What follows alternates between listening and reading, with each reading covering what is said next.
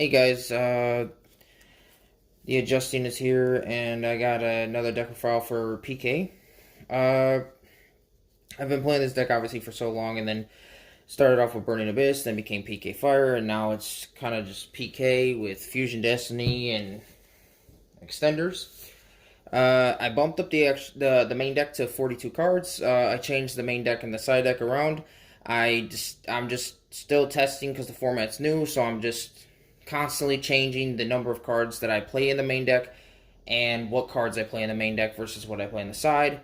And today, I went X01, so I had one draw, and then I 2-0'd all my other matchups. In top four, we ended up deciding all of us to split. We all decided to split our winnings, and we didn't play out top four. But in top four was PK, myself, and then we had Sword Souls in top four, Dragon Links, and Despia Invoked. So without further ado, here's the deck list. So I played three Tour Guide. I'll zoom in the camera a little bit more. There you go. Three Tour Guide. You know, if you play Ultimate Rares, you get stronger. Your deck is stronger. This is just a little joke I say. And then one Graph one Seer, obviously.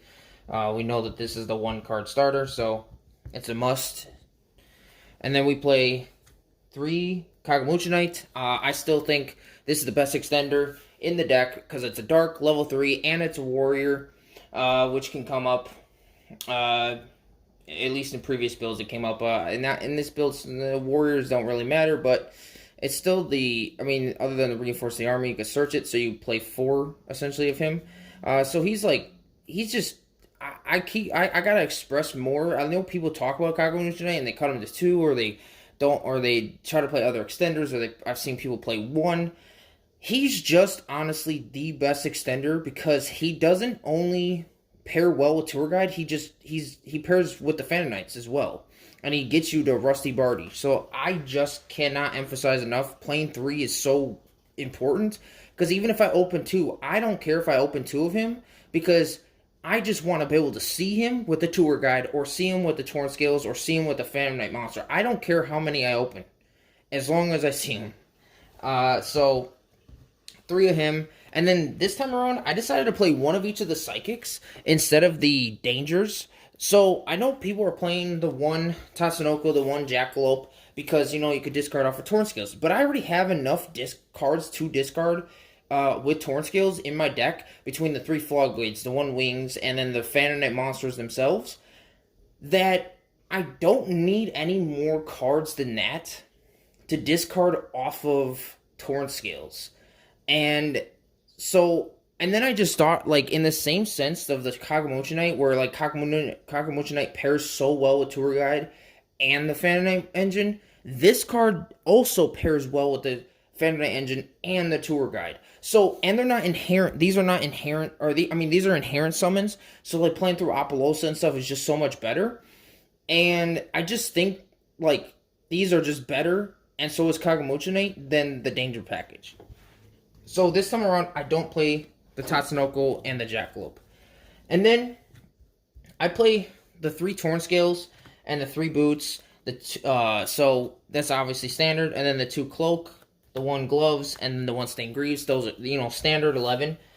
So yep, I play these. And then moving on, because I don't need to talk much about the Phantom Knights. We know that that's usually the common ratio.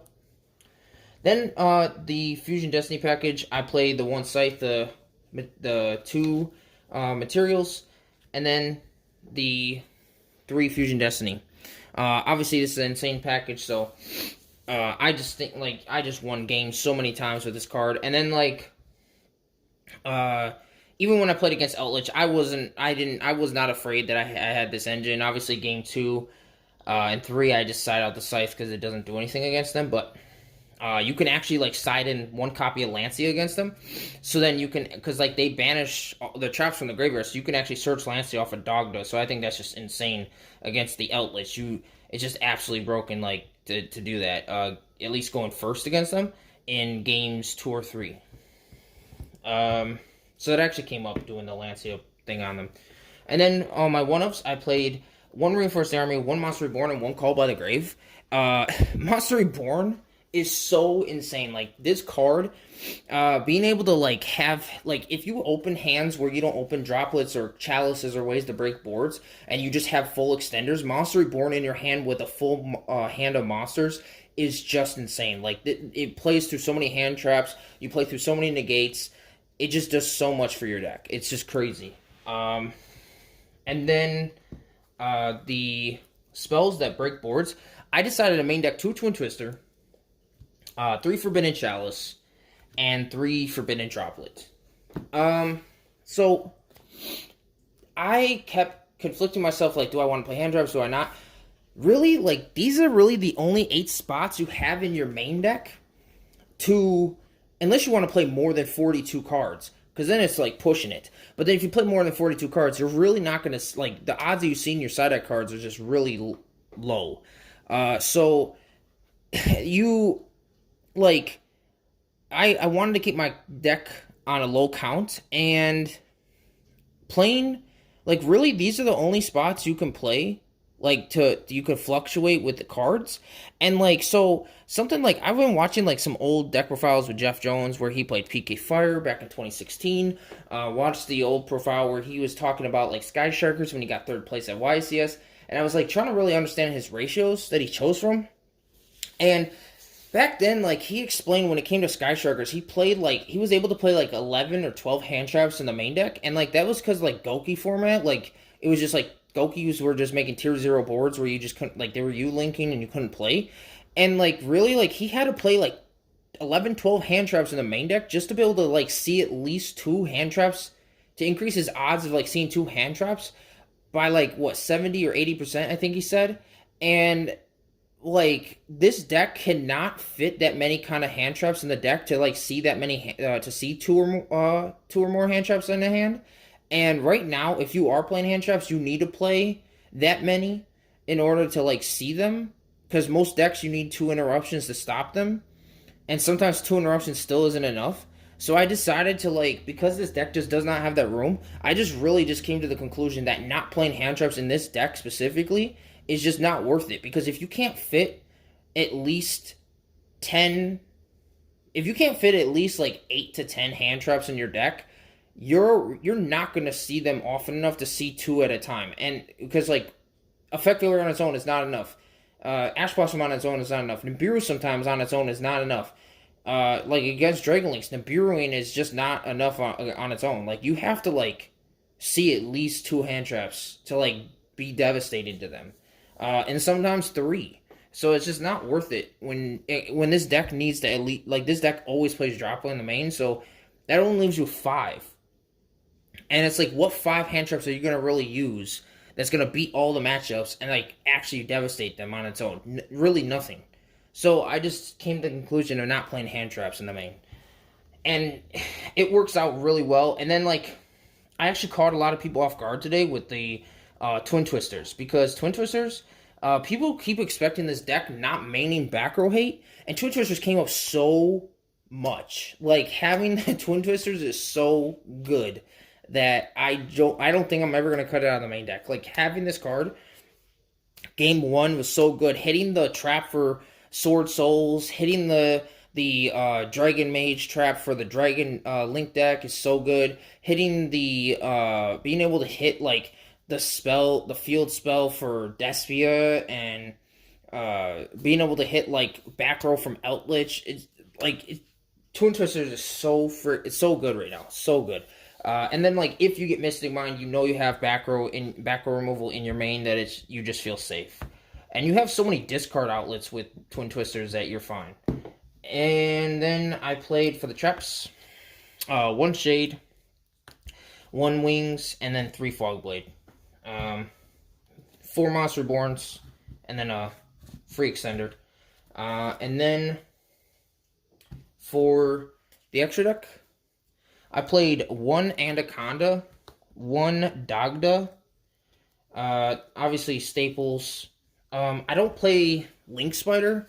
Link Spider, I decided to just, like, randomly cut it for Borosword Dragon, and Borosword Dragon actually came up today It only came up once. I gotta test it more. I gotta like keep it in the deck and like test it more to see how often it actually comes up versus access code. But Link Spider just hasn't come up enough that I actually need it. Like even if I get Nibiru or something, like I can actually like uh make Dagda or I'm sorry, not this one, not Dagda. I could actually like link off into like one of the link fours with more extenders. I don't have, or like I just leave the token on there. Sometimes like I don't need to actually like worry about um playing Link Spider. And then like most of the time you use Shade Brigading to turn it into a Link Spider. But a lot of times now you just turn Dogda and Cherubini and then the Shade Brigading into like Apollosa for 3. And then like you still like end your board Apollosa, the Enforcer, and Rusty, and then sometimes depending on your hand you have um, Verte um, instead of the Fusion Destiny. Go instead of like opening Fusion Destiny. Sometimes you just make the Verte. And then like I played Unicorn, Cherubini, Rusty Bardiche, just obviously staple cards. Then the one access code, the one Apollosa, the one Borosword. Ironically, Apollosa is actually really good against the Eldritch deck because like they'll like if they open the spell, or I think it's the spell and then the monster itself, like Golden Lord, like they get the Golden Lord, the spell gets them Golden Lord. They activate Golden Lord like twice, two effects I think, and then like Apollosa negates twice.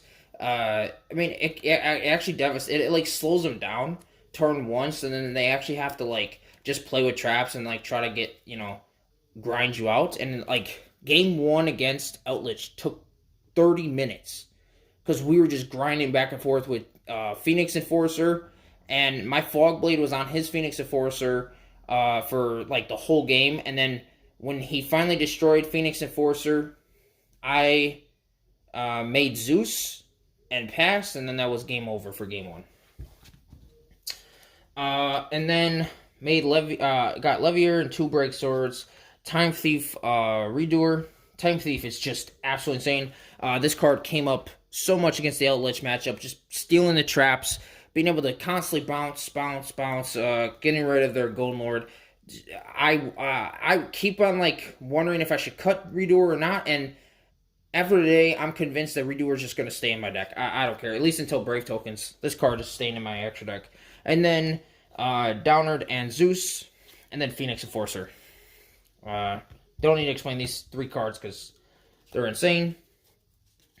And then we played, for our side deck, we played 3 Jordan Lockwood, 3 Lancia, 2 Infinite Permits. Jordan Lockbird is insane against all the bird decks, all the wind decks, the Lyralist deck, the Flounders deck if it comes up. Insane against those. It's good against Rogue. And then for the reason I play, I'm going to cut these away. I'm going to put the Drolls away so I can just put these up in front. So the reason for these 5 is for the Sword Soul matchup. I'm not trying to Infinite Permits their Sword Soul monster. I don't care about that. The Lancia and the Imperm are mainly for Protoss. The Arch Nemesis Protoss, that thing literally says you cannot play Yu-Gi-Oh! They combo off. They make Chao Fang on summon 6, and they make it with a light, so you can't Nibiru or Effect Failure.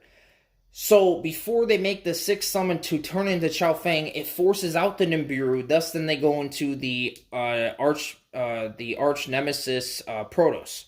Arch Nemesis Protoss says they can banish 3 worms, I think with different attributes from the graveyard, special summon it. Then they can declare 1 attribute, and they're gonna call Dark because you're playing Dark, right? It's game 2, and they side in Protoss, and they can search it. So they can call Dark. They can destroy all monsters, I think, on your side of the field with that attribute, and then until the end of your next turn, you cannot summon that attribute. So to prevent, to like stop this from like just absolutely just devastating you, you side in Lancias, and during standby phase, you just preemptively drop Lancia against them. So not only like if they open their pot of prosperities, and if they open their Tenny cards, they're not gonna be able to use their Tenny cards. They're not gonna be able to use their spell, the spell prosperity to banish. And if they open Protoss or got away to Protoss, they're not gonna be able to use it. And that's all you need to do, is you need to make sure going second games 2 or 3 that they just cannot get the dude out on the field, so you can at least play, make a board, and once you made a board, you're fine. So I play 5 ways to stop Protoss. And it came up a lot, and it literally won me the game. And then 3, Nibiru. I play Nibiru. I don't think Nibiru is good against a lot of the meta decks. I think it's insane against Rogue, and I'd rather play this than Ashe against Rogue. This card is just a blowout to all Rogue decks. Like, it just doesn't matter. Like, you could just side this in against, like, BA, against, and they're stuck with the token, so their BAs just keep dying unless they open Tour Guide or Rhino. And then, it's insane. Like, I came across, like, I've seen Synchrons at my local, like, one person plays Synchrons at my locals, but, like, if you do go to YCS, there are going to be, like, Rogue decks. If you play in competitive tournaments, there might be Rogue decks to just try to trip you up. So, like, having Nibiru's is just, it's good against some of the meta decks, and it's, like, Tier 2 or Tier 1 or Tier 1.5s, but it's also good against Rogue. So, I just think you should play it just to have it. And then 3 Lightning Storm, and then 1 Imperial Order. Against Eldritch, Game 1 took 30 minutes. Game 2, I opened up Lightning Storm, Twin Twisters, a Tour Guide, and another Tour Guide, and then a Wielder. And that was going second. And then I think my other card was, I forget what my 6th card was, but I Lightning Stormed him. He Solemn Judgments. I Twin Twister 2 of his back row. It happened to be the 2 back row I hit with Twin Twisters happened to be the best 2 that I hit. And then I just like summoned Tour Guide, summon the Graph from deck, special summon, and then special summon the Wielder, and then I just comboed off, and then just won from there. So game 2 like was quick. He didn't open Heavenly Prison, and he main decks 3 Heavenly Prison. He just didn't open it. He didn't see it. Those cards, you just got to see them. You got to see them to win sometimes. And unfortunately, he didn't see them in time, and that was the 2-0 against Eldritch. So that's the deck list. I think this build is like my favorite build so far. I'm actually currently building Lyralist Tri-Brigade as well. I love that deck too, the way that deck plays. It's similar to my play style. It reminds me of like BAs, because like the Lyralist all special summon from their hand. Then you can like you can use all your Lyralist cards without normal summoning. So that's like really cool too. They also play some of them play the Wind Statue, some of them play Avian, Apex Avian. So I'm hoping to eventually finish that as well. But I hope this deck list helps you guys out. It's very consistent. Like I said, top 4 was PK, which is my deck. The Despia Invoked, Eldritch, or not Eldritch, sorry. The Sword Soul and Dragon Links. Those were the top 4 in top 4 today. And then we just split our packs to leave early. But hopefully you guys like this, and catch you guys later.